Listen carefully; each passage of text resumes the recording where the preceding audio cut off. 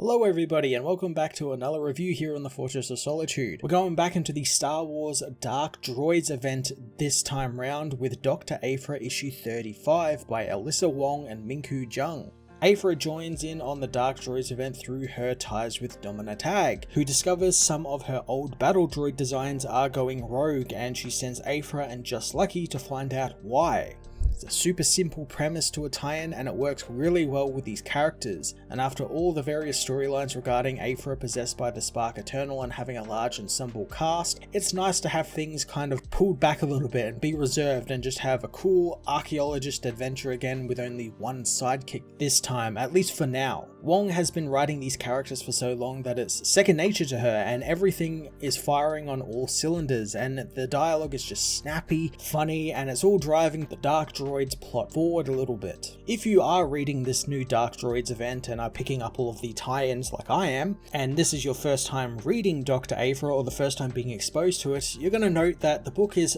kind of horny, like extremely so, and this issue more than most, as we get to experience Aphra dealing with her emotions after Domina sleeps with her, and Domina just uses her as a one-night stand and just throws her away after securing Aphra's trust and part in their deal. I like how Wong tackled Aphra dealing with this, and that she's obviously a very tough woman and she doesn't like showing her emotions. She's had a couple of storylines where she's eased up on it a lot, but there are moments like this which would make a person kind of close up to the world around her, and she does this in grand fashion as she ropes Just Lucky into going to a party planet just to find someone to hook up with and party their sorrows away. It's a very Aphra thing to do, but also this has also put the mission in jeopardy, as the information she had on the facility she was meant to infiltrate for Domina to check out the rest of the battle droids that were still in stasis there gets stolen by some pirates who want to steal the droids and sell them off to the highest bidder. This part was probably the weakest part of the story, just because it's almost made out like the pirate that Aphra ends up hooking up with and steals her stuff seems like is going to be a character in the book, and maybe she might. We don't actually get to see her for the rest of the book, but when